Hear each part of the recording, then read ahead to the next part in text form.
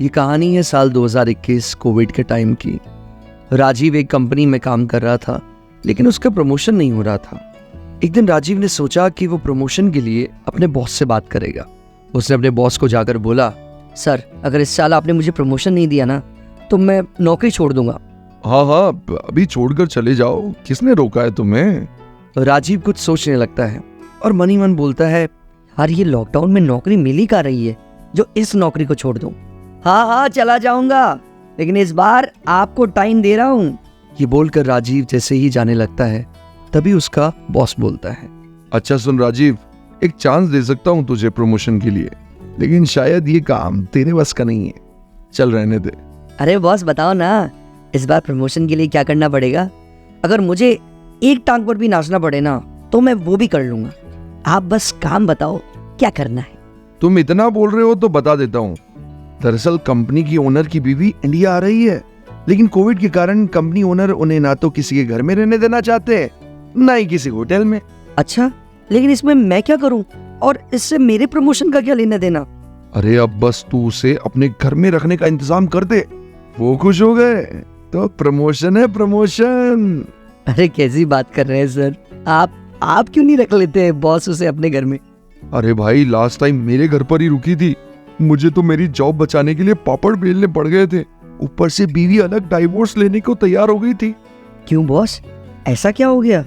जब वो आ जाए तब तुम खुद ही देख लेना। ऐसी बात है तो बॉस, मेरी तो अभी नई शादी हुई है और मेरी बीवी भी साथ में ही रहती है। ना सर, ये तो बहुत मुश्किल काम है। तुम देख लो राजीव, कुछ कर सकते हो तो बाद में मत बोलना कि प्रमोशन नहीं किया। राजीव एक बार सोचता है बीवी से बात कर लेता हूँ, लेकिन उसे पता है कि बीवी का जवाब क्या होगा। ठीक है सर, आप उन्हें मेरे घर पर रहने को बोल दीजिए, मैं मैनेज कर लूंगा। उस दिन बाद कंपनी ओनर की वाइफ राजीव के घर रुकने के लिए आ जाती है। राजीव के घर की डोरबेल बजती है और जैसे ही राजीव की पत्नी गेट खोलती है, सामने खड़ी होती है सुष्मिता, पूरी की पूरी America return. Western short dress, colourful hair, blue eyes और लंबी टांगे। ये राजीव का घर है ना? कहाँ है वो? हाँ, ये उन्हीं का घर है और वो मेरे पति हैं और मेरे पल्लू से बंधे हुए हैं। और कुछ पूछना है? मैं सुष्मिता, राजीव के कंपनी ओनर की वाइफ।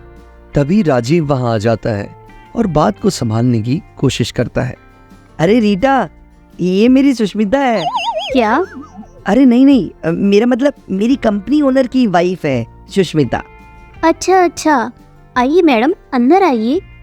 मैं बहुत लंबा ट्रैवल करके आई हूँ, मुझे बहुत थकान हो रही है, रेस्ट करना चाहती हूँ। मेरा बेडरूम कहाँ पर है? आपका बेडरूम? मैडम जी, हमारा बेडरूम तो वहाँ है, लेकिन आपके रहने का इंतजाम हमने दूसरे रूम में किया है। चलिए आपको रूम दिखाती हूँ। थैंक्स। राजीव, मुझे तुमसे कुछ बात करनी है।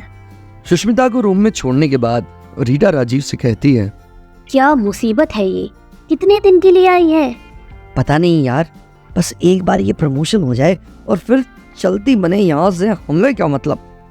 अगले दिन सुष्मिता राजीव को बोलती है, राजीव चलो ऑफिस चलते हैं। हाँ, आप दोनों जाइए, मैंने आपके लिए एसी वाली कैब बुक कर दी है। राजीव और सुष्मिता बाहर निकलकर देखते हैं, जहां एक तरफ सुष्मिता की कैब खड़ी होती है और दूसरी तरफ राजीव की गाड़ी। राजीव अपनी गाड़ी में बैठ जाता है। Cab, I can't go in this is not safe. Sushmita Rajeev की कार के पास जाती है। Rajeev, come outside and open the door for me, I will go with you.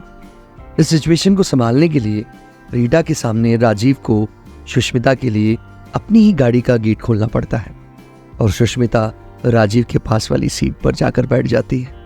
ये देखकर रीटा को बहुत बुरा लगता है। रीटा, शाम को खाने में प्लीज कुछ तंदूरी बना लेना एंड मेक श्योर वो ऑयल फ्री हो। Rajeev, let's go baby. Oh baby, शाम को घर आओ, मैं बताती हूँ तुम्हें। राजीव ऑफिस पहुंचकर सीधे अपने बॉस के कैबिन में जाता है और बोलता है, बॉस, ये क्या ऑफर डाल दिया आपने मेरे गले में? ये तो मुझे अपना पति समझ रही है। हाँ, मैडम थोड़ी ओपन माइंडेड है, ये तो मेरी बीवी को ही अपनी सौतन बना रही है। अरे भाई, करोगे सेवा तभी तो मिलेगा मेवा। शाम को राजीव सुष्मिता के साथ घर वापस आता है। रीटा उन दोनों का बहुत सारे तंदूरी पकवान के साथ इंतजार कर रही होती है। आप दोनों चेंज करके आ जाइए, खाना तैयार है। अभी गरम गरम टेबल पर सर्व किया है मैंने। सुष्मिता और राजीव चेंज करके डाइनिंग टेबल पर खाने के लिए आ जाते हैं, लेकिन तभी सुष्मिता राजीव को बोलती है।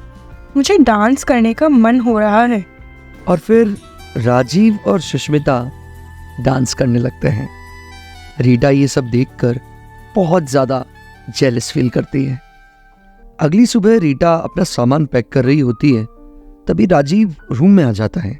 रीटा, रीटा ये सब क्या है?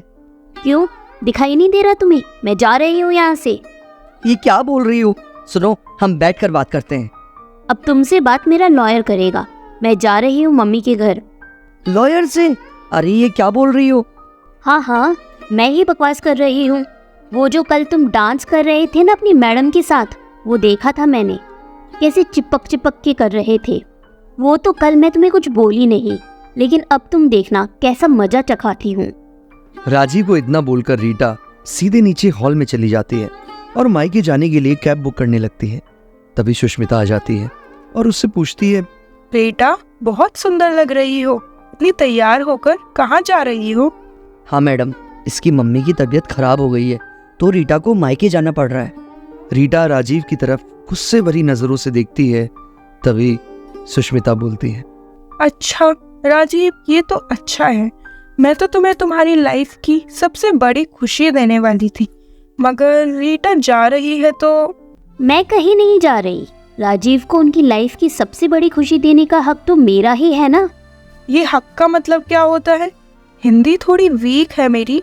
चलो हिंदी की क्लास फिर कभी ले लूंगी। राजीव, ये लो तुम्हारा प्रमोशन लेटर, और ये तुम्हें सिर्फ तुम्हारी बीवी की वजह से मिल रहा है, क्योंकि रीटा बहुत ही समझदार और सुलझी हुई लड़की है। मेरी वजह से राजीव का promotion? Thank you ma'am, thank you. Yes, क्योंकि तुम बाकी बीवियों की तरह नहीं हो जो हमेशा पति पर डाउट्स करती रहती है। तुम दोनों एक परफेक्ट कपल हो। रीटा बहुत ही समझदार है राजीव। अब मैं वापस अमेरिका जाती हूँ, लेकिन याद रखना, प्रमोशन तुम्हारी बीवी की वजह से ही हुआ है। सुष्मिता के जाने के बाद रीटा और राजीव बहुत खुश होते हैं और अपने प्रमोशन की पार्टी करते हैं।